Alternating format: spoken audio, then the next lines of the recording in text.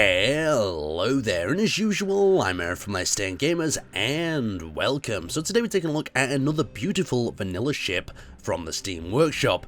Now, this creation is the Vipera Exploration Cruiser, designed by Kazaman, and I have to say, it ticks all the boxes in beauty and both internal value as well. I could definitely imagine the ship being both functional and looking absolutely beautiful. So we'll start with an exterior tour, we'll have a look around from the front to the rear, and then we'll go inside. So first off, you'll notice at the front of the ship, we've got these three prongs that I can only imagine as some sort of communications relay, or maybe a larger weapon. And what's pretty cool about it here is you can see how it splits off, it ribs in here at the front, and it rotates. And what it's done to add a little bit more detail in some of these areas, you can see how it's segregated the blocks and added what seems to be some sort of venting or a little bit of an indent. Now it really creates a lot of detail, great for building in this sort of craft, and it's done the same again inside, and this time he's added a little bit of lighting and some blast door blocks just to create some venting and a little bit of detail within the ship, much better than plain panels. And with the center here, he's created a dome out of some of them circular blocks and added a few architectures to create a rather interesting looking detection array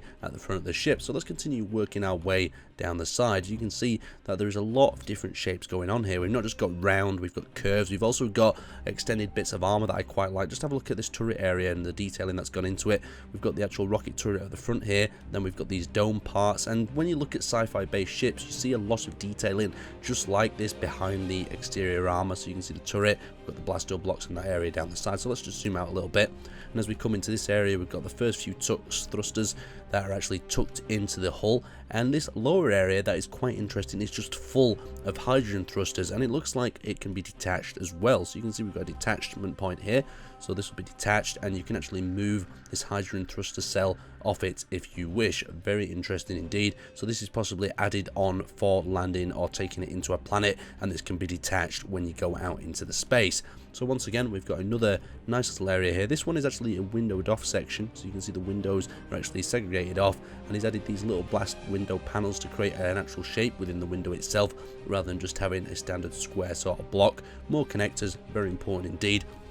And as we come to the rear area, the hull actually starts to spread out into this more wedge sort of panel. So you can see we've got the wedges, we've got that nice little layered bit of detail with the curved blocks here as it staggers up to the main bridge area. That the bridge is quite interesting because it's just square, it's got a flat roof. They've not attempted to round it off, and I'm guessing they've done that so you can have this really nice skylight into the bridge, but at the same time they've had a little bit of detail with a few cut down spotlights as a little antenna and some sort of targeting, possibly array on the front. So as we pan out to the side, you can see how these turrets are actually ribbed in. I just love that. Look how beautiful it is and how it curves into the shape of the ship. But at the same time, this is limiting the arcs, of course, of them Gatling turrets, but it is protecting them as well at the same time. So as we come out to these side sort of engine pods, you could say, he's painted the tip yellow. We've only got a double sort of thrust design here, so there's not too much power coming from these, but I guess you don't need too much to slow down. But at the side, we have got a whole variety of thrusters that follow down the side of the design, as well as these little beacons that are flashing away. Just a different way of doing the engine bays,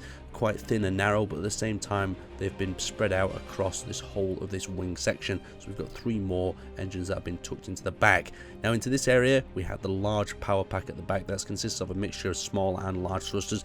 We'll just look at some of the detailing and how they've staggered them engines off from each other to actually create the level of detail that they've got here, and it just creates a little bit of shadow in some of the darker areas and makes them engines really stand out that I absolutely love. So coming across the top of the ship, you can actually see how it looks like it's almost a rib cage that surrounds some more of the finer detailed parts of the ship. So you can see here some more fine detailing using the armor and the round blocks in that position there. It just seems like a beautiful sort of rib cage design. Let's have a quick look underneath to see what we've got going on down here.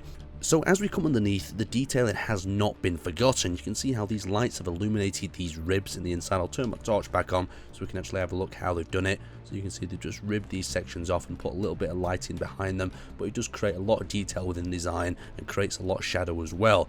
Now into this area, there's a bit of detailing going into the turret that I quite like, how they've scooped it into this area and then wrapped it around with what feels to be coils. And very important in a lot of these designs is how they coil their armor and leave these little gaps between them. That creates a lot of the detail like I keep talking about, and it's really great for inspiring your own sort of builds as we work our way up around the back. But let's get inside.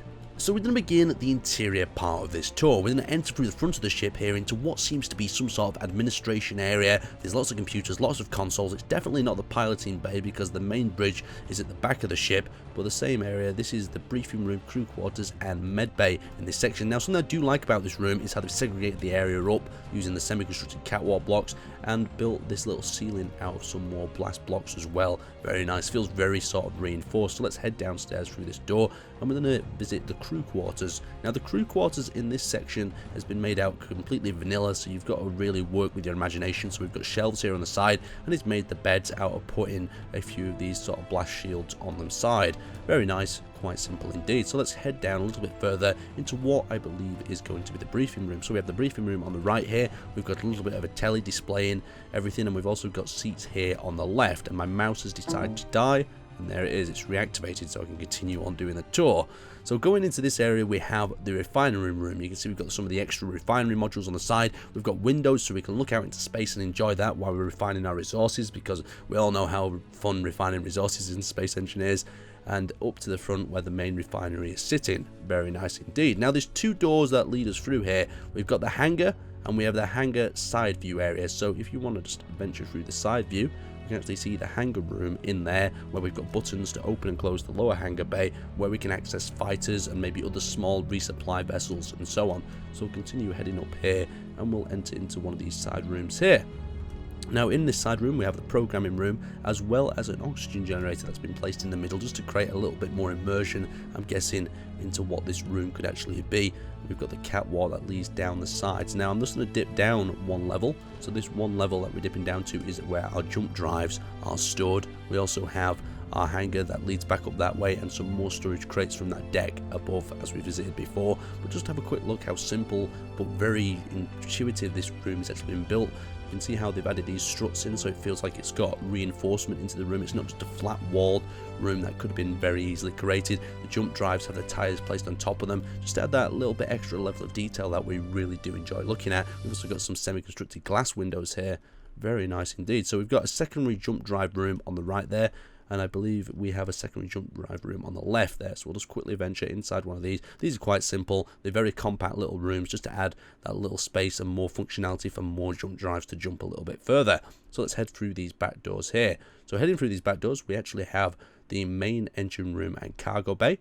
So heading into here, just look at these engines, how they've been built. So we've got the reactor in the center, and then they've created these rounder sort of modules out of using some of the venting and batteries just to create a really nice sort of feeling within this engine room itself, something I really quite like. They've got the lighting once again placed on the blast doors blocks above. Very nice little bit of detail. I quite like that. Now, moving on to the rear engine room, we'll just pop in through the next airlock. So all the airlocks are segregated off, so if there's a pressure leak in one area, you'll keep the power in the rest. Now, this reminds me of a sort of prop room of a battleship where you've got these large props that give you the feeling that they filter out to the engines that we've had a look at the back. We can just drift out here. So you can imagine that them engines are rotating or turning some sort of drive. I don't know, you get all sci-fi on my ass with what's actually going on in here, but still just much more immersive than leaving it as an empty room or just sticking a reactor in here. So these side rooms just lead off to these mad sort of maze of gyroscope rooms that are still quite well detailed. You can see how the struts have been placed at the side, and this room has actually been angled so you can access the gyroscopes going along one side of the ship. But just a very beautiful ship overall. Definitely something I would like to take a look at a little bit further. We'll hop into the cockpit and give it a little bit of a fly. I've not took you up to the main bridge yet, but it's accessible by a narrow staircase at the back. So dropping down and accessing our cockpit, let's just see what sort of acceleration we've got. So I'm just going to hit the accelerator now, and we'll see just how fast. So it's not a super fast acceleration. We've had bigger ships of this size accelerating a lot faster. And there we go, we're getting up to 60, 70. Okay, not bad at all. How's our turning? So let's try turning to the left. Oh, our turning is extremely slow and tedious. I could see this being a big problem. Let's check our rotation. Rotation is slow as well, but at the same time, it is a very large ship, and it is quite well armed, to be honest. It is an exploration cruiser, so you wouldn't expect too many weapons on it, but at the same time, it's just a very nice, fleshed out design, and there'll be a link in the description below. Anyway, I'd like to thank you guys for watching, and I will see you next time.